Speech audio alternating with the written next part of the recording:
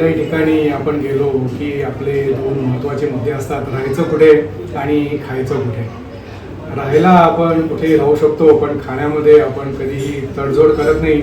आपल्याला शुद्ध, सात्विक आणि चांगलं जेवण आपल्याला लागतं. तसंच आत्ता आपण आहोत गुहागरमध्ये, आणि गुहागरमध्ये वरचा पाट दुर्गादेवीचं जे मंदिर आहे, दुर्गादेवी मंदिरापासून एक साधारणतः 2 मिनटं चालत अंतरावरती जोग आजी यांची घरगुती जेवणाची सोय आहे.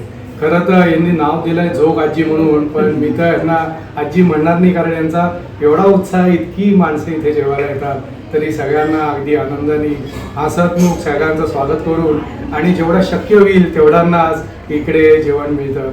तर जोग आजींना मी सांगतो की आपल्या ट्रॅव्हल विथ चारूच्या सबस्क्रायबर्ससाठी 1-2 मिनटं तुमची द्या, आणि जिथे आम्ही जेवलो तिथे यांची एक फ्रेम लावली तिथे आदर्श महिला पुरस्कार. तर तो आदर्श महिला पुरस्कार का त्यांना मिळाला आणि कधी मिळाला ते पण जर का तुम्ही थोडंसं सांगितलं तर खूप चांगलं.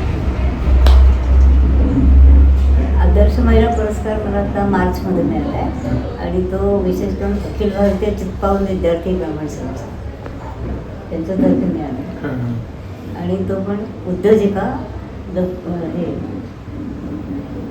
खानावर चालवणारी उद्योजिका म्हणून जोगाजी.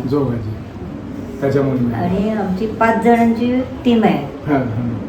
त्या 5 मुली आहेत मला, त्या पण दाखवत होत्या. तर त्या सगळ्या मिळून आम्ही करतो, आणि मुख्य जे काम आहे ते मी करते, आणि ते पोळ्या करते तर ती मुली सगळं बघते. सकाळ आणि संध्याकाळ दोन्ही वेळेला सगळ्यांच्या त्या मदतीशिवाय होत नाही. बरोबर. आणि सगळ्यांना जेवायला हवंच असतं इकडे आल्यावर, तर आम्ही जरा सांगतो थांबा वगैरे, पण सगळ्यांना. तसं तुम्ही गुहागरमध्ये आला तर आजूबाजूला तुम्हाला मंदिराच्या मागच्या बाजूला बरीचशी तुम्हाला रेस्टॉरंट दिसतील. रेस्टॉरंटमध्ये आपण नेहमीच खातो, घरी येऊन जेवायचं ते सुद्धा अन्नपूर्णेच्या हातनं, याचं एक वेगळंच महत्त्व आहे, आणि याचं एक वेगळंच एक समाधान असतं. साधारणतः बच्ची किती माणसं इकडे जेवायला येतात? सकाळ संध्याकाळ 80-1 माणसं, दुपारी 40 आणि संध्याकाळी 40. म्हणून मगाशी मी तुम्हाला जे सांगितलं की मी जोग आजी असं म्हणणार नाही, जोग काकू सुद्धा म्हणणार नाही, कारण तरुणीला पण लाजवेल असा यांचा उत्साह, आणि यांची जी टीम आहे त्या सगळ्या टीमचा पण उत्साह असा एवढा धांगा आहे. तर आपण जर का इथे आलात, जोग आजींना आधी तुम्ही फोन करा, त्यांच्याकडे जागा आहे का ते पहिलं बघा जेवायची, आणि असेल तो फोन करून इथे या.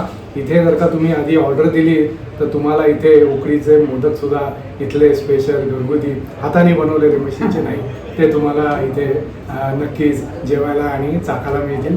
काकू तुम्हाला खूप खूप शुभेच्छा.